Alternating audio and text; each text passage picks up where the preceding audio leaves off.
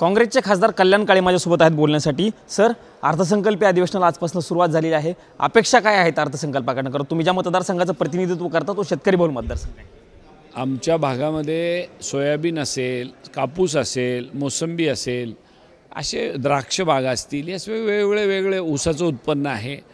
सगळ्या प्रकारच्या शेतीमालाला चांगला वाव आमच्याकडे आहे, पण दुर्दैवाने सरकार मात्र कुठल्याही परिस्थितीमध्ये आम्हाला न्याय द्यायला तयार नाही। मला यावेळेला अपेक्षा आहे की शेतीच्यासाठी म्हणून या देशाची इकॉनॉमी ही मोठ्या प्रमाणात शेतीवर अवलंबून आहे। आपण कृषीप्रधान देश आपण आपला म्हणतो।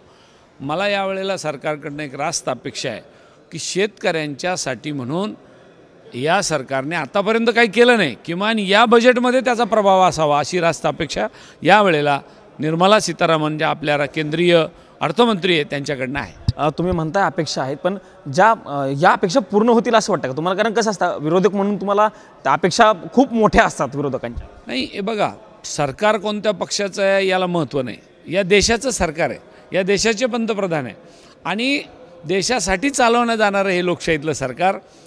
रास्त अपेक्षा शेतकऱ्यांकडनं आहे, शेतकऱ्यांची सरकारकडनं आहे, ती ते पूर्ण करतील अशी आज मी त्यांच्याकडून अपेक्षा व्यक्त करतो। मागच्या अधिवेशनामध्ये प्रामुख्याने बघायला गेलं तो बीड असेल, म्हणजे मराठवाड्यातील दोन मुद्दे होते प्रामुख्याने, बीड आणि परभणीची घटना।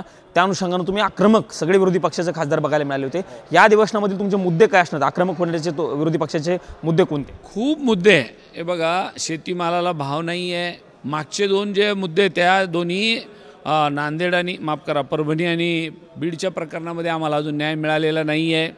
त्याचबरोबर सध्याच्या राज्य सरकारची जी काय परिस्थिती आहे त्याच्यावर बोलण्याजोगं आहे। इंडस्ट्रीच्या बाबतीत परिस्थिती अतिशय खालावलेली आहे, शेतीमालाला भाव नाही आहे आणि इतकं करूनही अनेक असे विषय आहे की ज्याच्यामध्ये सरकारवर आम्हाला मोठ्या प्रमाणात बोलायला संधी आहे। बीड आणि परभणीचा मुद्दा पुन्हा याही अधिवेशनात गाजेल असं म्हणायचं? निश्चितपणाने गाजेल, कारण त्याच्यात न्यायच मिळाला नाही। अजूनही आरोपी बाहेर फिरत आहे, अजूनही आरोपीला संरक्षण देणारे लोक बाहेर फिरत आहे। त्याच्यामुळे निश्चितपणाने यावेळेला आम्ही तो मुद्दासुद्धा या अधिवेशनामध्ये लावून धरू। शेवटचा प्रश्न विचारतो। मनोज जरांगे पाटील यांनी काल उपोषण सोडलेलं आहे त्यांचं। तुमच्या मतदारसंघामध्ये अंतरवाली सराटीमध्ये मनोज जरांगे यांचं उपोषण सुरू असल्याचं आपल्याला बघायला मिळतं।